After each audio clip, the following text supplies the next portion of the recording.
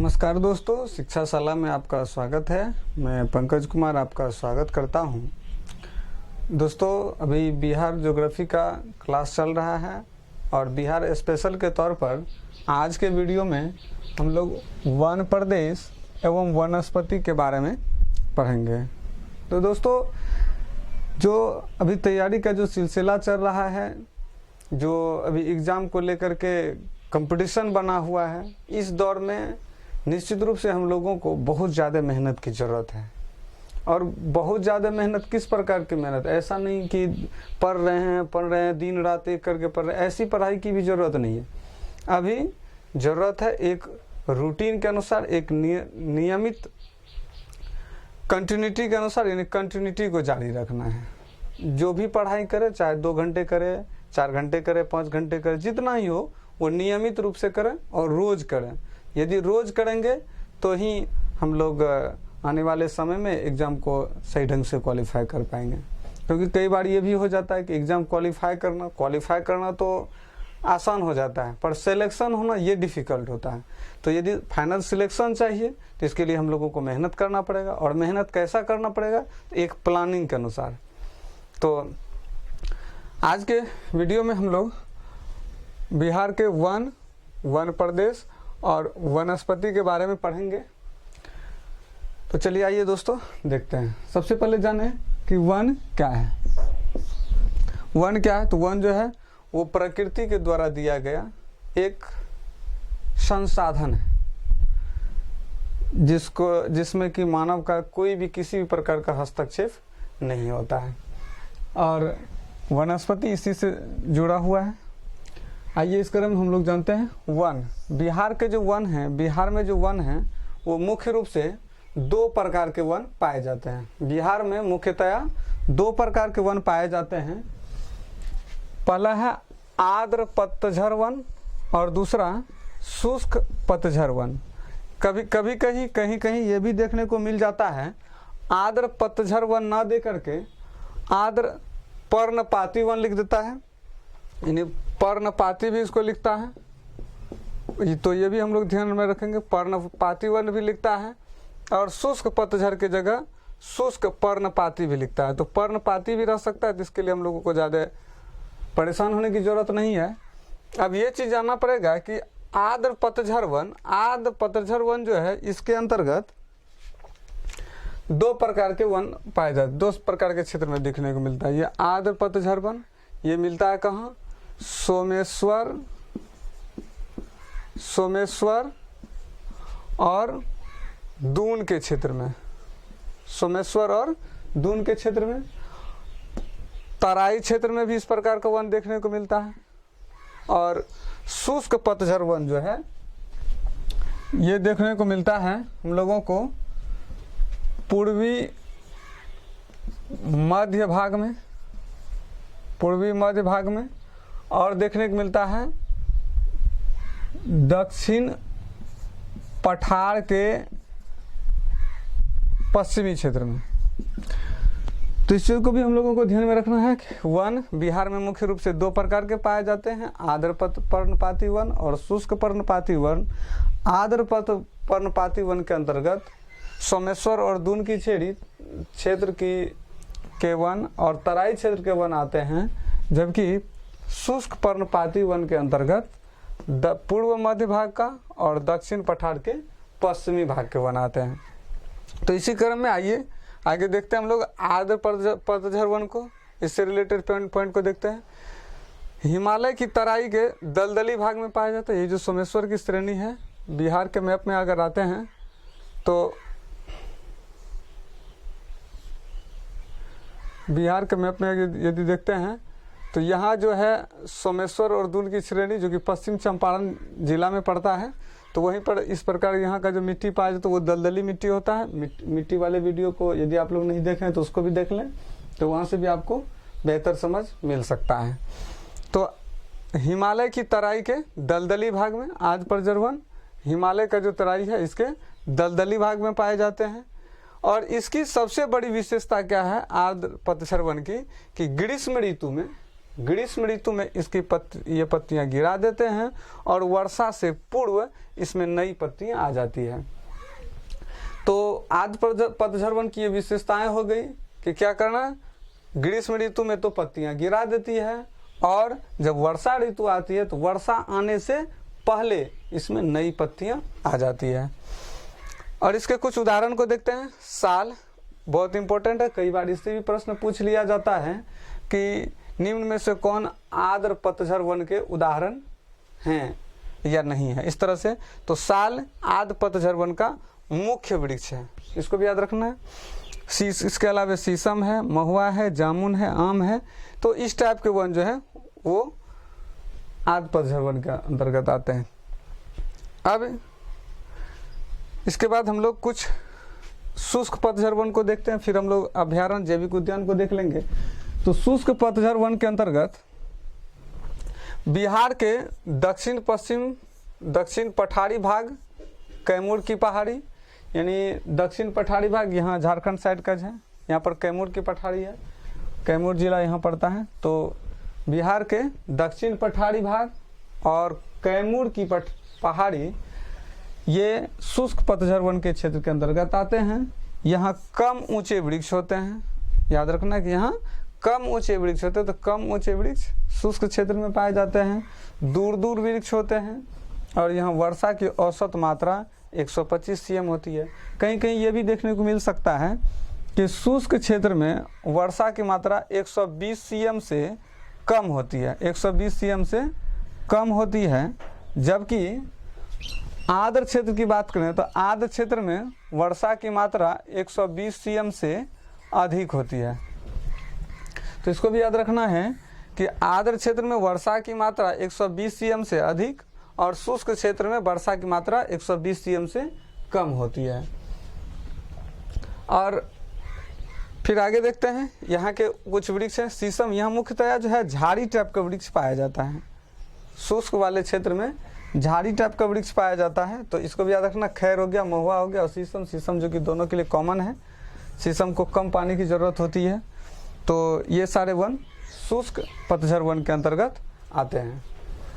फिर आगे हम लोग थोड़ा सा देखते हैं अभ्यारण्य और जैविक उद्यान। अभ्यारण्य और जैविक उद्यान को देखते हैं।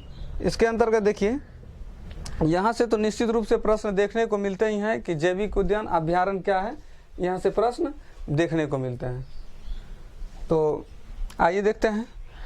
क्वेश्चन पूछ लिया जाता है कि जैसे संजय गांधी जैविक उद्यान, ये तो इजी ही है, ये तो निश्चित रूप से आप लोग जानते होंगे। संजय गांधी जैविक उद्यान कहाँ है, तो पटना में है। वाल्मीकि नगर अभ्यारण्य, वाल्मीकि नगर अभ्यारण्य ये चंपारण में है, याद रखना है। वाल्मीकि नगर अभ्यारण्य चंपारण में है। कैमूर अभ्यारण्य, ये देखिए यहाँ से बच्चे कंफ्यूज कर जाते हैं, कैमूर अभ्यारण्य और ऑप्शन में कैमूर भी दे रखता है। तो कैमूर अभ्यारण्य कहाँ है, कैमूर में ना होकर के रोहतास जिला में है। तो कैमूर अभ्यारण्य कहाँ है, रोहतास जिला में है।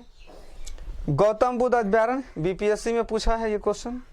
तो गौतम बुद्ध अभ्यारण्य कहाँ है, तो गौतम बुद्ध अभ्यारण्य जहाँ गौतम बुद्ध को ज्ञान की प्राप्ति हुई थी, बोध गया। तो याद रखेंगे गौतम बुद्ध अभ्यारण्य कहाँ है, बोध गया में है। उसके बाद है राजगीर अभ्यारण्य। राजगीर अभ्यारण्य कहाँ है, तो राजगीर अभ्यारण्य नालंदा में है। इस चीज़ को भी याद रखेंगे, राजगीर अभ्यारण्य नालंदा में है। गौतम बुद्ध, बोध गया, राजगीर, नालंदा। तो एक बार आइए फिर से देख लेते हैं हम लोग। वन के अंतर्गत दो प्रकार के वन आते हैं, आर्द्र पर्णपाती वन और शुष्क पर्णपाती वन। आर्द्र पर्णपाती वन के अंतर्गत हिमालय की तराई के क्षेत्र के दलदली भाग में पाया जाता है और यह ग्रीष्म ऋतु में पत्तियां गिरा देते हैं, वर्षा से पूर्व इसमें नई पत्तियां आ जाती है।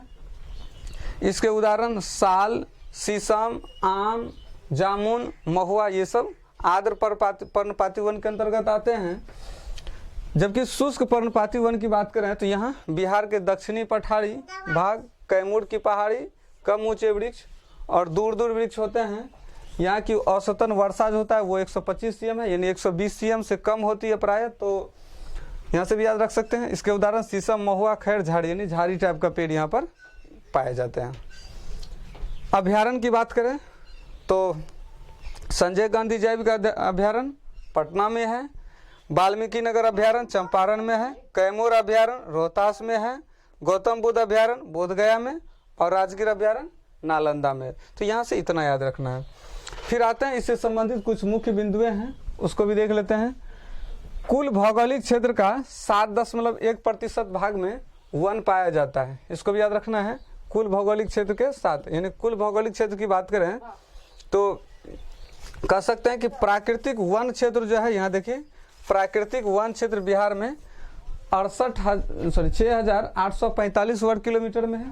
प्राकृतिक वन 6,845 वर्ग किलोमीटर में है और इसमें से 7.1% जो है वो भौगोलिक क्षेत्र का वन है। और सबसे कम वन, यहाँ भी पूछ रहा था सबसे कम वन वाला, सबसे अधिक वन वाला जिला, तो सबसे कम वन वाला जिला जो है वो शेखपुरा है। किस मामले में? प्रतिशत के मामले में। ऐसा भी क्वेश्चन बनता है कि सबसे कम सघन वन वाले जिला कौन सा है या क्षेत्र कौन सा है, तो सबसे कम यानी जहाँ पर सघनता वन की कम है वो जिला शेखपुरा है। यदि प्रति व्यक्ति वन भूमि का औसत की बात की जाए तो वह है 0.05 हेक्टेयर। प्रति व्यक्ति वन भूमि का औसत 0.05 हेक्टेयर है, जो कि बहुत कम है, इतना कम नहीं होना चाहिए। सर्वाधिक सघन वन VVI है ये। सर्वाधिक सघन वन कहाँ है? कैमूर में। दोस्तों एक चीज याद रखिएगा, अगर कैमूर ऑप्शन में नहीं दिखे, सर्वाधिक सघन वन की बात किया जा रहा है, सर्वाधिक सघन वन कैमूर नहीं दिखे तो आप पश्चिम चंपारण को ले सकते हैं। तो ऑप्शन जैसा रहेगा वैसा हम लोग देख लेंगे। सर्वाधिक सघन वन कैमूर क्षेत्र में पाया जाता है। सर्वाधिक वन, ये दोनों में कई बार कंफ्यूजन बना रहता है। सर्वाधिक वन और सर्वाधिक सघन वन। सघन वन वो हो गया क्षेत्र कम, कम क्षेत्र में ज्यादा वन, उसको कहेंगे सघन वन। कम क्षेत्र में ज्यादा वन तो वो सघन वन हो गया। और सघन वन सबसे ज्यादा पाए जाते हैं कैमूर की पहाड़ी में, पहाड़ी क्षेत्र में। और सर्वाधिक वन का अर्थ ये हो गया कि क्षेत्र जो भी रहे लेकिन वनों की संख्या वहां पर ज्यादा होना चाहिए, वन की क्षेत्र ज्यादा होना चाहिए, तो वो है रोहतास में। रोहतास ना रहे तो पश्चिम चंपारण को हम लोग सेलेक्ट करेंगे। वन क्षेत्र घटते क्रम में आइए, सबसे ज्यादा वन क्षेत्र कैमूर, पश्चिम चंपारण, गया और नवादा। इस प्रकार से इसको हम लोग याद रख सकते हैं। और सबसे यहाँ से एक ऐसा क्वेश्चन आ सकता है, सबसे कम वन, सबसे कम वन जैसे प्रतिशत में है तो शेखपुरा हो गया, लेकिन सबसे कम वन की बात किया जाए तो नोट कर लीजिएगा, सबसे कम वन, सबसे कम वन जो है वो पाया जाता है शिवहर में। इस चीज को भी याद रखेगा, सबसे कम वन शिवहर में पाया जाता है। तो एक चीज यहाँ पर मिस हो गया था तो उसको नोट कर लीजिएगा, सबसे कम वन शिवहर में।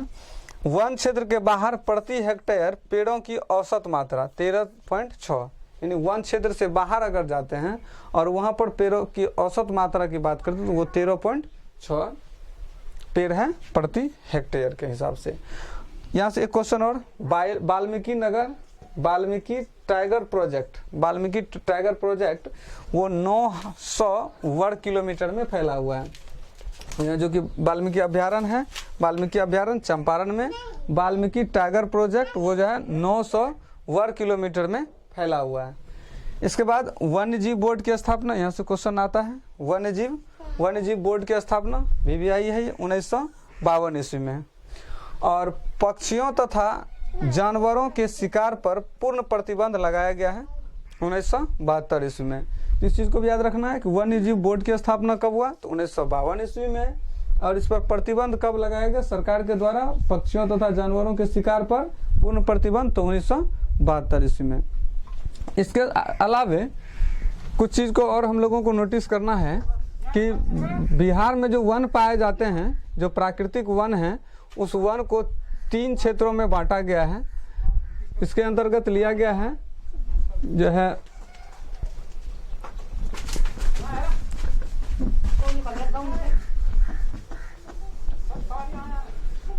आरक्षित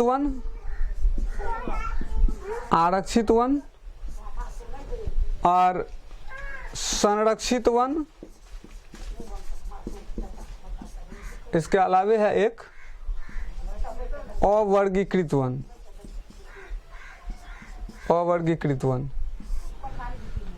आइए देखते हैं आरक्षित वन। आरक्षित वन जो है वो है टोटल 693 वर्ग किलोमीटर में, 693 वर्ग किलोमीटर में। और संरक्षित वन जो है ये है 5779 वर्ग किलोमीटर में। और शेष जो है लगभग कुछ 1-2-4 किलोमीटर के आसपास पड़ता है, कुछ किलोमीटर है, यानी 1 किलोमीटर के आसपास है, वो है अवर्गीकृत वन। आरक्षित वन वैसे वन है जो सरकार के द्वारा इस पर नियंत्रण किया जाता है, जिसमें पशुओं को चराने और वन का दोहन करने पर पूर्ण प्रतिबंध है। संरक्षित वन इस प्रकार का है जिसमें कि पशुओं को चराने का कुछ क्षेत्र में छूट मिलता है, और ये अवर्गीकृत वन है जिसमें कि कोई प्रतिबंध नहीं है। तो इस चीज़ को भी याद रखेंगे कि वन आरक्षित, संरक्षित और अवर्गीकृत में भी इसको गवर्नमेंट के द्वारा बांटा गया है। तो उम्मीद करते हैं दोस्तों कि ये वीडियो आपको पसंद आया होगा तो इसको लाइक कर दीजिएगा और चैनल को सब्सक्राइब कर लीजिएगा, दोस्तों बीच शेयर भी कर दीजिएगा। मिलेंगे हम लोग नेक्स्ट वीडियो में। धन्यवाद।